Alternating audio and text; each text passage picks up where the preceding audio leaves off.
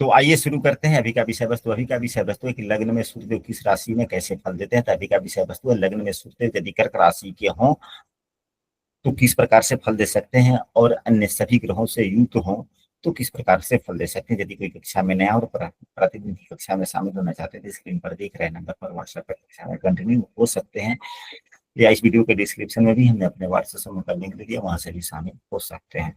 इससे पूर्व में हम लोगों ने मिथुन राशि में कैसे फल देते हैं उस पर चर्चा की गई थी। उसके वीडियो का भी लिंक हम इस वीडियो के डिस्क्रिप्शन में दे देंगे, आप उस वीडियो को भी देख सकते हैं। अब यहाँ पर सूर्यदेव को देखा जाए, या सूर्यदेव दूसरे भाव के स्वामी हैं, तो दूसरे भाव का स्वामी यदि सूर्यदेव ही हो, चाहे कोई भी ग्रह हो, यानी कि जिस ग्रह की मूल त्रिकोण राशि दूसरे भाव में हो और वह ग्रह लग्न में हो, तो यह शुभदायक हो जाता है, बहुत अच्छा होता है। क्यों? क्योंकि दूसरे भाव का व्यय भाव, पहला भाव ही है लग्न ही है, दूसरा भाव धन का है, तो धन का खर्च करवाता है। ये किस चीज पर? तब व्यक्ति अपने शरीर के ऊपर ही या अपने आवश्यकताओं के पूर्ति पर खर्च करता है।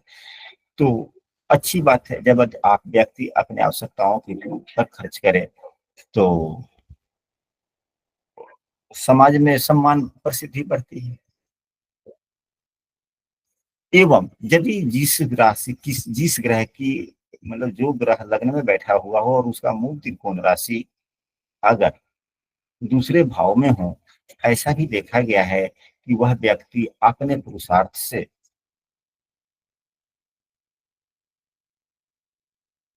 धन कमाने का प्रयास भी करता है। सब,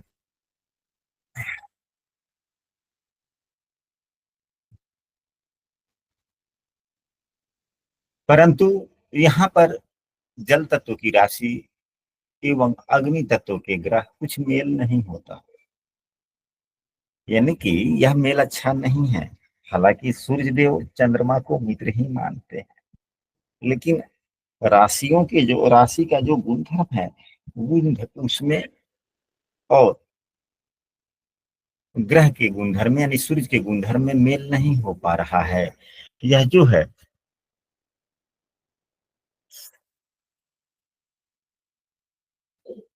एक अग्नि तत्व, दूसरा जल तत्व, जिसके कारण सूर्य देव की स्थिति उद्विग्न तो नहीं कह सकते, लेकिन ऐसे समझ सकते हैं।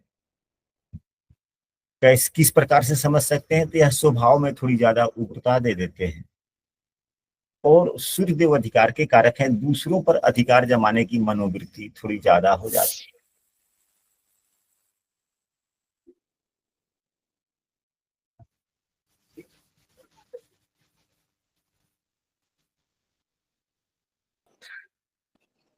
साथ ही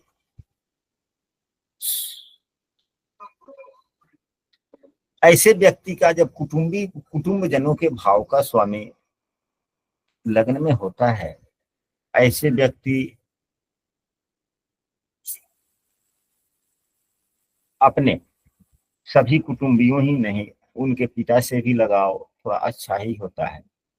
एवं सूर्यदेव पिता के कारक हैं, सूर्यदेव पिता के कारक हैं, पैतृक संपत्ति का भी लाभ होता है।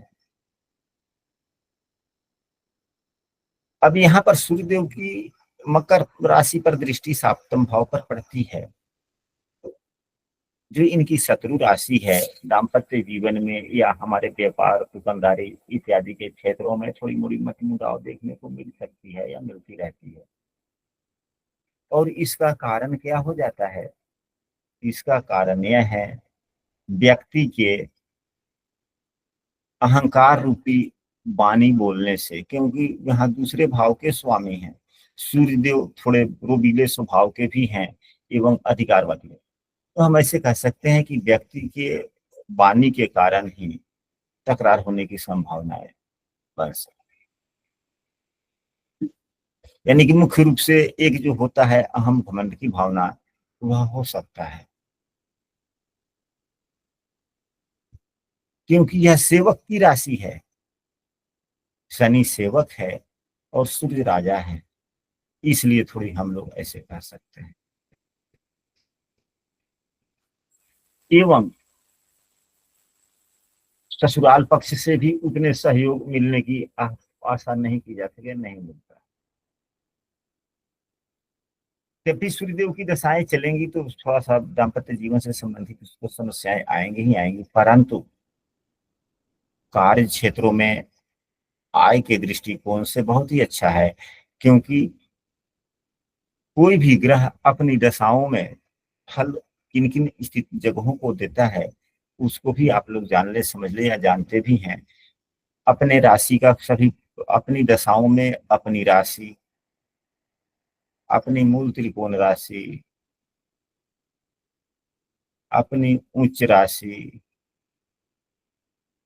अपनी दशाओं में जिस भाव में वह गोचर कर रहा होता है, उस भाव पर जहां दृष्टि पड़ रही होती है गोचर का, उस भाव पर, एवं लग्न कुंडली में जहां बैठा हुआ है उस भाव का, एवं लग्न कुंडली में बैठे हुए स्थिति पर जहां पर उनकी दृष्टि पड़ती है वहां।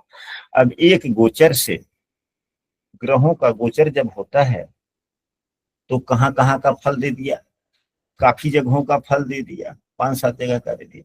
तो अब यदि सूर्यदेव की दशाएं चलेंगी तो इनकी उच्च की राशि दशम भाव में है और मकर राशि पर दृष्टि है, सूर्यदेव मकर राशि पर थोड़ा ज्यादा ही फल दे देते हैं। यह तो विच्छेदात्मक ग्रह है, पापक ग्रह के काम करते हैं, इसलिए जीव तत्वों के साथ में मनमुटाव हो गया, परंतु कार्य क्षेत्रों के लिए तो अच्छी बात होगी, यह अच्छा ही फल देंगे, यानी कि आय के लिए बहुत अच्छा स्थिति है।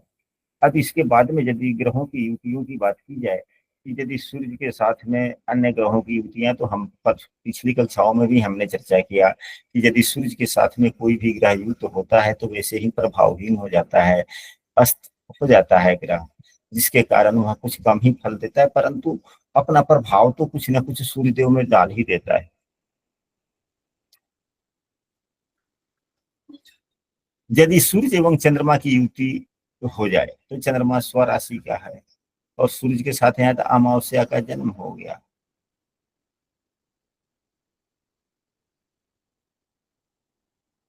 लेकिन चंद्रमा यहाँ स्वगृही है, कर्क राशि में, कर्क राशि का चंद्रमा हो और सूर्य के साथ में युक्त हो तो थोड़ा अच्छा कहा जाता है, परंतु उतना अच्छा नहीं। चंद्रमा चाहे भले उच्च का ही क्यों ना हो, कुंडली के किसी भी व्यक्ति के कुंडली में चंद्रमा चाहे उच्च का ही क्यों ना हो, यदि वह क्षीण है, कमजोर है, तो उच्च के जैसा फल नहीं देता। तो यहाँ पर यह कैसे फल दे पाएगा? अगर अस्त न हो तो थोड़ा अच्छा फल दे सकता है, परंतु क्षीण तो है ना। चंद्रमा यदि अस्त नहीं होता है तो कुछ हद तक अच्छी बात है। अगर सूर्य एवं मंगल की युति हो जाए कर्क लग्न की कुंडली में तो यह सर्वोत्तम योग माना जाता है और यह महान संभावनाओं वाला भी योग हो गया, क्योंकि मंगल देव कर्क लग्न की कुंडली में योग कारक ग्रह हो जाते हैं, अति योग कारक हैं हो जाते हैं। यदि मंगल देव सूर्यदेव को देखें या सूर्य के साथ में युक्त हो तो क्या हो? तो भले सूर्य के साथ में यदि मंगल युक्त हो जाते हैं तो मंगल देव नीच के हो गए, मंगल देव नीच के हो गए। अगर मंगल देव दसम भाव से भी देखते हैं तो नीच की दृष्टि हुई, सप्तम भाव से भी देख रहे हैं तो नीच की दृष्टि हुई, चाहे पंचम भाव से भी देख रहे हैं तो नीच।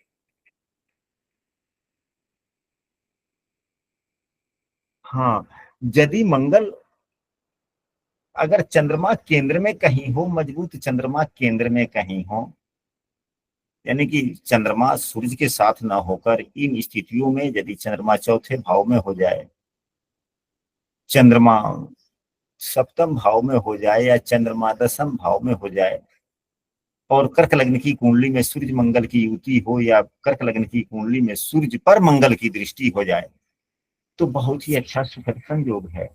हमारे गुरुजनों का कहना है कि जिस भाव पर, जिस भाव पर किसी भी ग्रह की नीच की दृष्टि पड़ रही हो, अगर वह भाव चंद्रमा से केंद्र में है तो नीच दोष, नीच दृष्टि की दोष थोड़ा कम हो जाता है।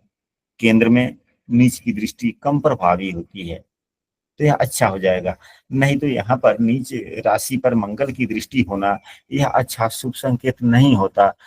यह व्यक्ति को थोड़ा सा तामसिक प्रवृत्ति की तरफ लेकर चला जाता।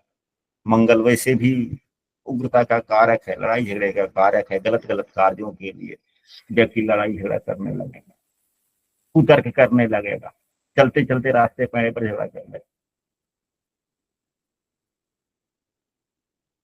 गुरु जी यदि चंद्रमा चंद्रमा केंद्र में नहीं नहीं हो तो मंगल वहां खराब ही फल देगा।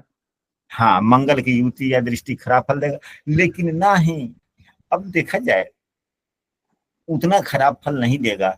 जब कोई ग्रह एक कारक ग्रह हो जाता है तो उनकी अपनी एक दायित्व तो बढ़ जाती है। एक दूसरा, जब भी कोई शुभ ग्रह होता है तो उतना नीच के भी फल देता है, तो उतना नीच फल नहीं दे पाता, क्योंकि शुभता उसमें आ जाती है। तो यहाँ पर मंगल के पास में शुभता आ गया, अपने पाप गुणों को पूर्ण रूप से छोड़ दिया है, तो उतना नुकसान तो नहीं, लेकिन हाँ नुकसान तो करेगा ही करेगा। अब यही अगर नीच की स्थिति नहीं बनती तो काफी अच्छा हो जाता है कि नहीं हो जाता? हो जाता है गुरुदेव। हो जाता है, लेकिन नीच तो नीच की ही है। अब तो इसके बाद में किस यदि क्षेत्र में बुध, नुकसान करेगा गुरु जी? हाँ जी, किस क्षेत्र में नुकसान कर सकता है, किस क्षेत्र में अच्छा कर सकता है? तो यदि वही अगर चंद्रमा से केंद्र में जाए, वैसे आय समृद्धि के क्षेत्र में थोड़ा अच्छा करेगा, लेकिन स्वभाव के क्षेत्र में बड़ा खराब कर देगा ये। स्वभाव के क्षेत्र में खराब कर देगा। खराब करेगा। गुरु जी जब स्वभाव खराब गुरु जी होता ऐसे आय आय की दृष्टि कैसे बनेगी जब नेचर ही खराब हो जाएगा तो? नेचर से आय थोड़े होता है, नेचर से व्यवहार तो से आया होता है सुख, ना गुरुदेव। गुरु जी ऐसे व्यक्ति को पुंगा नेचर, पहना सकते हैं क्या हम? हाँ पहना सकते हैं, हाँ लेकिन क्योंकि लाभ तो लगन लेकिन लेंगे गुरु जी, लगन में नीच हो गए। हाँ, हाँ तो उसे और लग्न में स्थिति मंगल की ना होनी चाहिए। अगर मंगल की स्थिति लग्न में अगर युति है सूर्य के साथ तो रत्न नहीं नहीं नहीं, पहना मंगल सकते। उच्च के होकर सातवें भाव में बैठे हैं। हाँ, तब तो फिर रत्न वगैरह कुछ नहीं करना। व्यक्ति को कर्तव्यशीलता से अपनी सावधानियां बरतनी, अपने आप से उतना नुकसानदायक नहीं। अच्छा, इसके बाद में बुधदेव की बात की जाए तो बुधदेव यहाँ पर तीसरे भाव एवं 12वें भाव के स्वामी हो जाएंगे, एवं यह अकारक होगा। तीसरे भाव के साथ में किसी भी भाव के ग्रहों से युति जब होती है तो यह अच्छा बात नहीं माना जाता। यह खलयों का निर्माण करा देता है ना, यानी कि उग्रता बढ़ा देता है। लेकिन बुधदेव मतलब तीसरे भाव का स्वामी कहीं भी बैठे, जहां बैठते हैं उस भाव में थोड़ा सा उग्रता बढ़ाते ही बढ़ाते हैं। और यह बुधदेव बचपना भी है, यानी कि अगर यही देवगुरु बृहस्पति की राशि अगर बैठे हुए होते तृतीय भाव के स्वामी होकर, या शुक्रदेव होते, तो दूसरे प्रकार से उग्रता बढ़ाते, सोच समझ कर जल्दीबाजी। और यहाँ बगैर सोचे समझे जल्दीबाजी, क्योंकि बुध है ना, तब बुध तो बगैर सोचे समझे काम कर लेते हैं ना। बचपना में कोई भी व्यक्ति बगैर सोचे समझे काम करता है कि नहीं करता है? जिस प्रकार देख लिया अनुसरण कर लिया, बच्चों का यही गुण। तो ऐसे व्यक्ति जब तीसरे भाव के स्वामी बुध देव ही हों और लग्न में हों और सूर्य देव के साथ में युक्त हों और स्थितियां ठीक ठाक हो, शुभ ग्रहों की युति दृष्टि पड़े, तो व्यक्ति का जन संपर्क बड़ी अच्छा होता है। क्या होता है? बहुत अच्छा है। जनसंपर्क, लोगों से तालमेल। क्योंकि संचार के कारक भी तो बुध देव है ना, और संचार भाव के स्वामी भी है, और वह लग्न में बैठ गए, और सूर्य देव जो है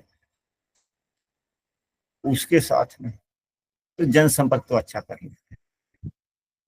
और यदि बुधदेव के बाद में यदि गुरुदेव की युति हो जाए तो और क्या कहना है, तो हंस योग हो गया ना, पंच महापुरुष योग में एक योग बने। सूर्य गुरु की युति, यह बहुत ही अच्छा योग हो गया। अगर शुक्र की बात की जाए तो शुक्रदेव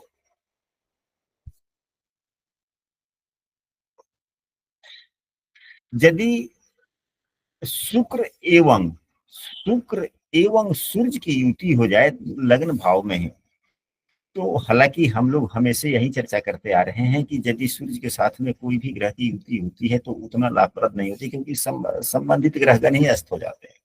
लेकिन एक नियम है, उस नियम को हम लोग देखें कि 11वें भाव के स्वामी एवं धन भाव के स्वामी एकादशेश एवं धनेश की युति आय के लिए अच्छी मानी जाती है, या परस्पर दोनों में दृष्टि युति ही हो जाए तो यह आय के लिए अच्छा माना जाता है, और वह भी केंद्र भाव में हो जाए, लग्न में हो जाए तो आय के लिए तो अच्छी बात है। और शुक्र की मित्रवत दृष्टि सप्तम भाव पर पड़ना यह दाम्पत्य जीवन को भी अच्छा बनाता है एवं जीवन साथी को भी सुंदरता प्रदान करता है, यानी कि सुंदर जीवन साथी मिलने की संभावनाएं बढ़ती है। अगर शनिदेव हो तो यह अच्छी बात नहीं है, यह नुकसानदायक स्थितियां हो जाती है, क्योंकि शनिदेव सप्तमेश भी हैं, अष्टमेश भी हैं, और सूर्य के साथ हैं। यह अच्छी स्थिति बिल्कुल नहीं, नुकसानदायक स्थिति हो जाती है।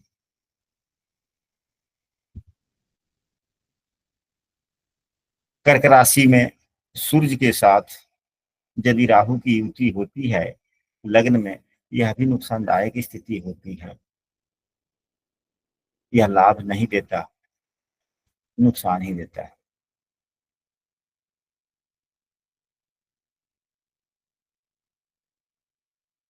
यदि सूर्य के साथ में केतु कर्क राशि के होते हैं लग्न में, यह भी व्यक्ति को उग्रहीन बनाते हैं, नुकसानदायक है। हालांकि यह तो ग्रहण योग हुआ, यदि इसके उपाय किए जाते हैं तो अच्छी बात है, कुछ लाभ मिलने की संभावनाएं बनती है। आशा करते हैं कि आज की यह विषय वस्तु आपको अच्छा लगा होगा।